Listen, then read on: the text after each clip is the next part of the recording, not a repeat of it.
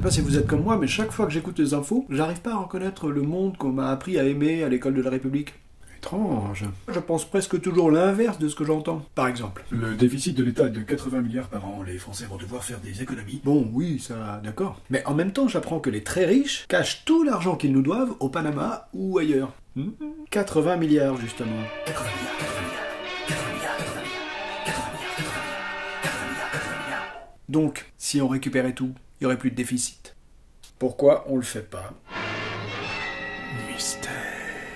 C'est comme quand j'entends parler de violence. Je me force.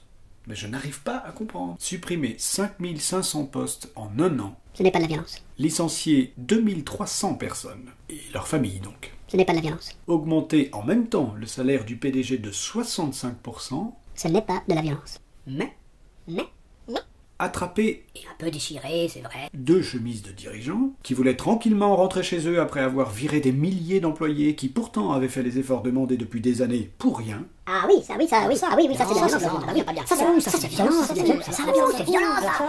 Oula, ça c'est de la violence. Violence. Je comprends pas. Je comprends pas, hein. Je comprends pas. J'essaie de... Mais je dois être un peu...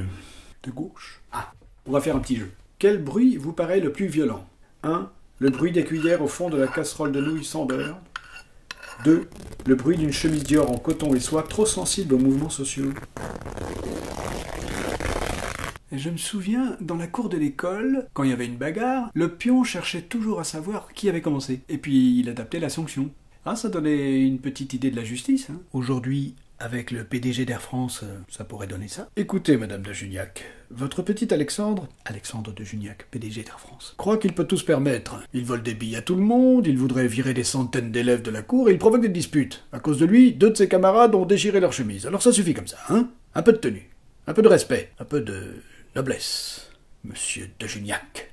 Le tribunal va-t-il convoquer les parents de Monsieur de Juniac, PDG d'Air France? Suspense. Tomber la chemise, la tomber la chemise, la tomber la chemise, la chemise, Et rendez-vous le mois prochain pour garder le contact avec notre réalité.